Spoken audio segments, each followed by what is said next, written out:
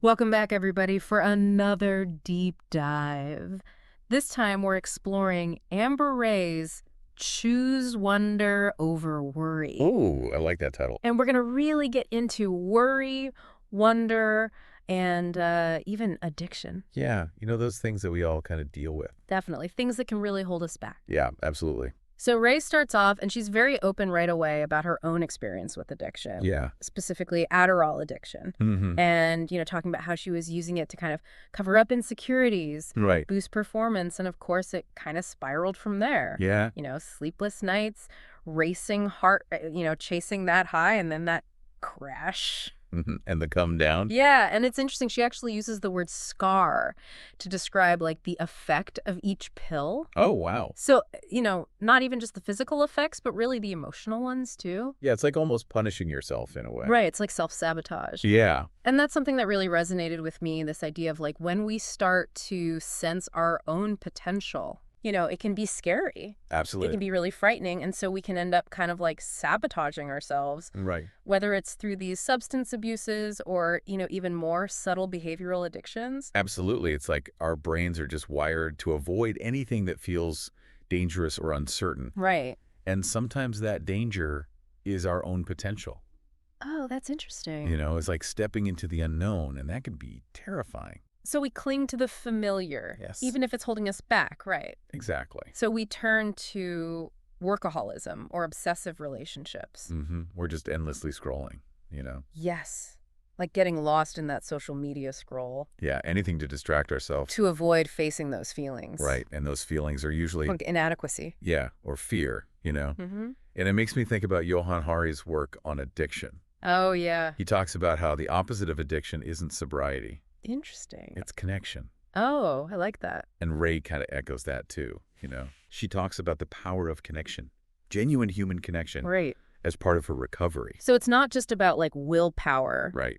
white knuckling it. Yeah, exactly. It's about addressing the root cause. Exactly. And a lot of times it's this like fear of not being enough. Yeah, that comes up a lot. But what does that even mean? Right. What is enough? Especially in a world that's telling us we need to be more, do more, have more. Constantly in. And this is where Ray's struggle with perfectionism comes in. Yeah.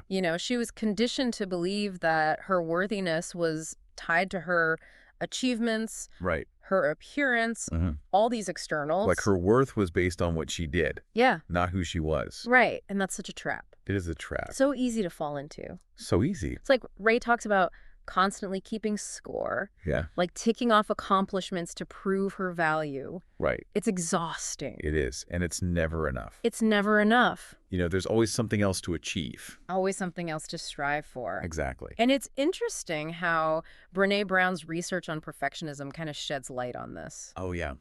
What does she say about it? She says that it's not really about striving for excellence. Okay. It's about avoiding shame and judgment and blame. Yeah. We think if we can just be perfect, Yeah. then we'll be immune to all that stuff. Right. Those painful emotions. But of course, we can't be perfect. It's impossible. It is. And Ray tells this really great story Oh, yeah. I love her stories. about her boyfriend at the time. Okay. And he kind of calls her out Oh. on this need to be perfect. What did he say? He says something along the lines of, you don't have to list off all these accomplishments for me to love you.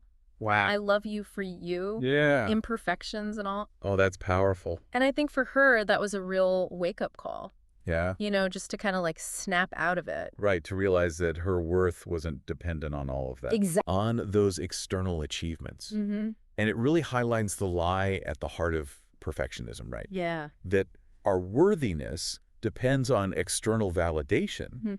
but it doesn't. It doesn't. It comes from within. So we need to question our definitions of enough. Absolutely. What are those societal messages Yeah. that tell us we're only worthy if we have a certain weight or a certain amount of money? Or a certain status, you know? It's like this constant comparison game. It is, and it's a game we can't win. It makes me think of the Japanese art of kintsugi, Oh, yeah. What's that? where they repair broken pottery with gold. Oh, right. So the cracks become part of the beauty. I love that. Instead of hiding our flaws, we Yeah. can embrace them. Embrace the imperfections. Yeah, and integrate them into a richer, Yeah. more authentic version of ourselves. Absolutely. And it's about having the courage to let go of that need for external validation. Right. And starting to really value ourselves for who we are. It's like Ray is saying, you don't have to be perfect. You're already enough. Yeah. And that's where true freedom lies. And that freedom, Yeah. that self-acceptance, Yeah. that's the foundation. It is. Everything else. For connection, for creativity, for living a life that's aligned with our values. So you're saying before we can even begin to choose wonder over worry, we need to start with self-acceptance? Exactly. It's about recognizing that wholeness comes from integrating all parts of ourselves. The light and the shadow, the messy and the polished. All of it. All of it. It's like inviting all those rejected parts of ourselves back home. Like Yeah. having a big welcome home party for our inner demons, anxieties, and insecurities. Maybe without the party hats, though. Right. But yeah, it's about making peace with all the pieces. Okay. Because when you can embrace all of yourself, that's where you tap into your true strength and resilience and authenticity. So how do we actually start to integrate those parts of ourselves that we've been pushing away? Well, Ray shares this really touching story about finding a letter from her father after his death. And it had been tucked away, in her baby book. And when she found it, it was like a piece of him Yeah. that she didn't even know was missing. Right. Suddenly came back. It's like finding a hidden treasure. It is. Something that fills a void you didn't even realize you were carrying. Exactly. And it makes you think about all the ways we try to fill those voids with things Yeah. that can't really satisfy. Right. We look outwards. Yeah, we look for validation through achievements, relationships, Material possessions. all that stuff. Mm-hmm. But Ray's experience with her father's letter shows us that Yeah. true fulfillment comes from within. From within. It's about acknowledging those empty spaces, those losses, and allowing ourselves to grieve and heal. Yeah. But that can be so uncomfortable. It can be, but it can also be incredibly liberating. Liberating. Think about it. Okay. Those parts of yourself that you tend to hide or reject. Yeah. What if those shadow parts hold a key to your wholeness? That's interesting. How might you start to integrate them into your life in a healthy way? So integrating those shadow parts is like a step toward wholeness. It is. But what does that actually mean? You're right. It's not just some abstract idea. Okay. It's about recognizing that all your experiences, even the painful ones, they've shaped you. And instead of trying to compartmentalize or deny those parts of yourself, Right. you start to acknowledge them, accept them, and even appreciate them for what they've taught you.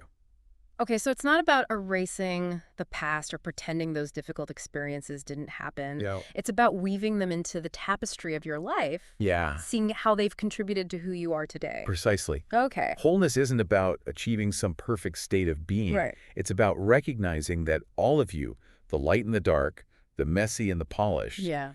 is worthy of love and acceptance. It sounds like you're saying we need to throw a welcome home party Huh. for all those parts of ourselves we've been rejecting. Yeah. Even the ones that make us cringe. Exactly. Right. It's about making peace with all the pieces. Yeah.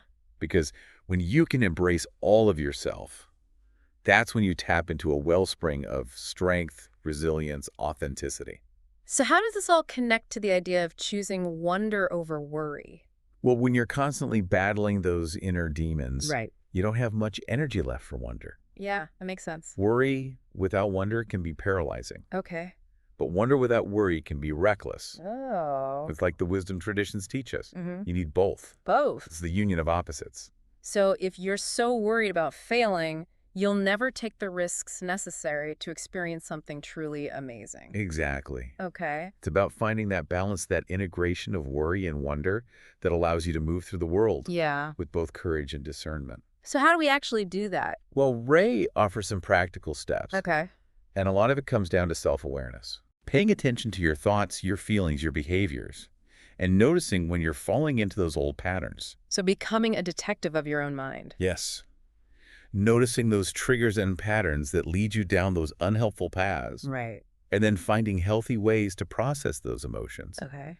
Ray talks about journaling, meditation, spending time in nature. Yeah. Anything that helps you connect with your inner wisdom and release those pent-up emotions. So it's not about suppressing or ignoring those feelings, No. but about finding constructive ways to work through them. Exactly. And importantly, it's about recognizing that you don't have to do this alone.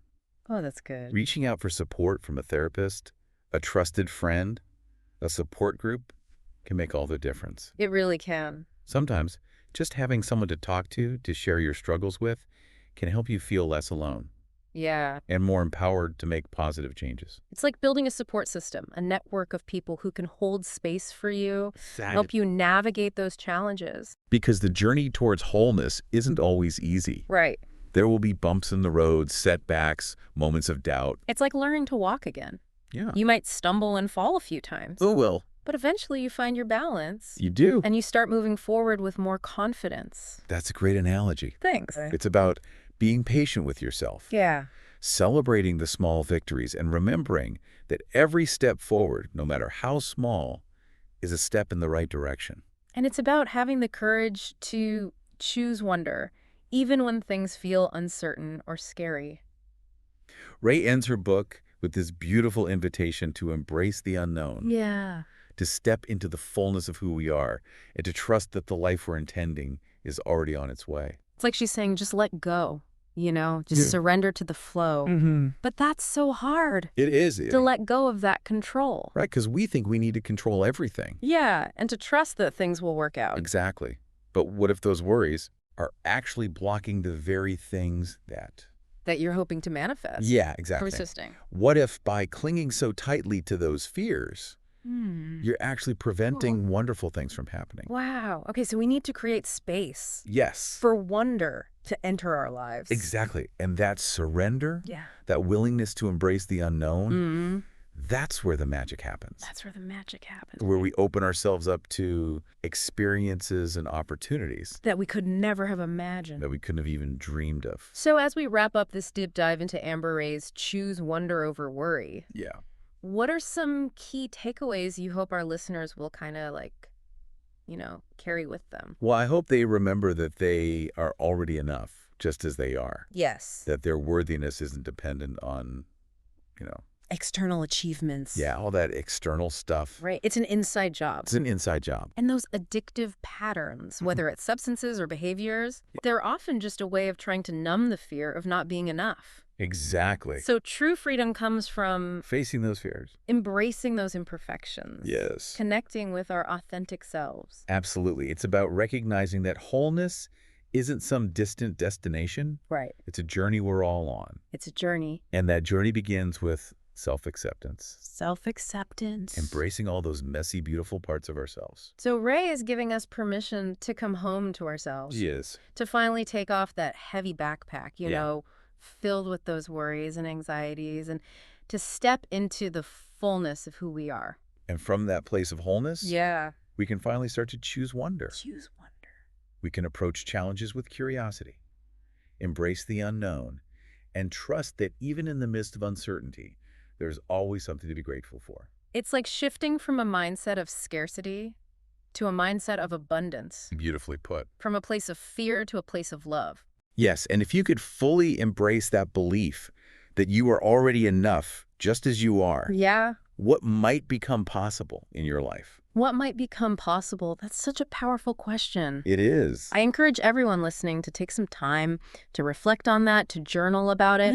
Really let it sink in. Let it sink in. Because when we start to believe in our own worthiness, that's when the real magic begins. That's when it all begins. Thanks for joining us on this deep dive. Yes, thanks. Until next time, keep choosing wonder.